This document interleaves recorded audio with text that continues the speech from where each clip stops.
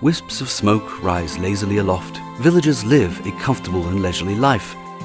That was our impression of Baoliang Ancient Village when we first arrived. It is hard to imagine that this 300-year-old village was once desolate, with only 9 residents.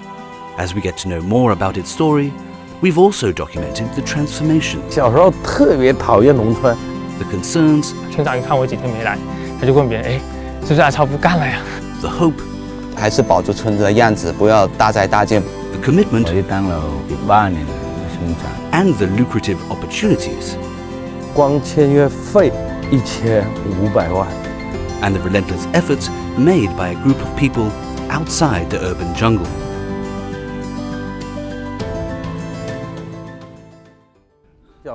When I was little, I lived in a village and didn't like it, not one bit. In fact, I hated the countryside. How come? Because things were very strict, but after I grew up, I was overwhelmed with work and life generally, and I began to miss the countryside. When your schedule for the next day is full, before the day even begins, you start longing for the old days. I thought about it, living a carefree life, but that was nothing more than a dream. Wishful thinking. Uncle Damo has amassed a lot of followers by sharing videos of rural life in Hainan. Many villages featured in his videos have become popular tourist attractions. How did you bring the villagers on board to make the videos? They're just ordinary folk, not professional actors. Their participation shouldn't be too challenging. For example, in my video, the village head played a villager. Back then, not a single tourist came to the village. Now, many people come with their kids to spend the weekend here. In recent years, Baoliang Ancient Village has implemented a rural revitalization strategy. Previously untapped resources, such as coffee and tourism, are being explored. Back when we were making videos in Baoliang Village, there was no place to sit and dine. There was nothing except for a fish pond. We set up a table with bamboo underneath and started shooting from there. The road was quite muddy too. A year has now passed and more facilities have been put in place and events have been put on, including one organised by the village head and fellow residents. When we first came here, there was none of this. All we had was a vacant lot where we sat and had barbecues.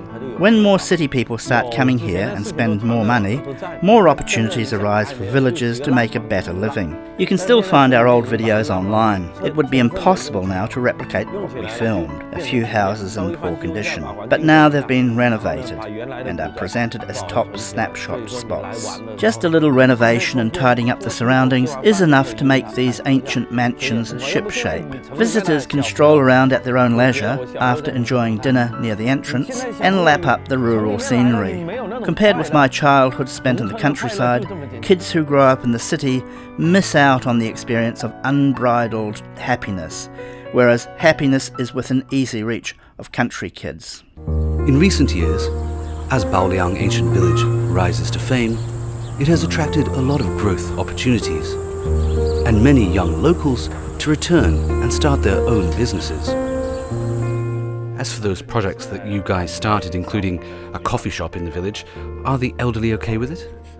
Oh yes, they're very happy with it all, because they've been living here all their lives as they witnessed the village's decline from quite a populous place to being almost empty. They felt lonely. So when we moved back, they were really happy. I remember when I first arrived, I took a few days off work without giving notice. After a few days, when the village head noticed I was missing, he asked someone, "Has Chow quit?" Don't tell me he was so burnt out he's quit, because he feared we'd pack up and go. Are you going to come out and join us for the filming? Are they taking pictures of us? It's going to be an interview. Shall we do it here? No, outside under the upas tree. Have you had a go on this seesaw? No, it's just been installed. Do you want to give it a try? Maybe sit on this end. I'm 73 years old. It used to be an impoverished village.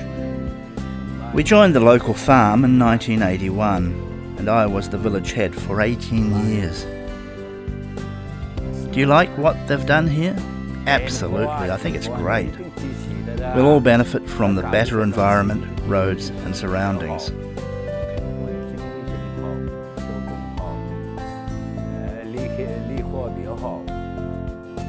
Speaking of the future of the village, to our surprise, the older and the younger generation have different outlooks.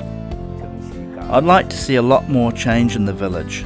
I hope the coffee shop opens soon. We could encourage many more things. I really have high hopes for the village.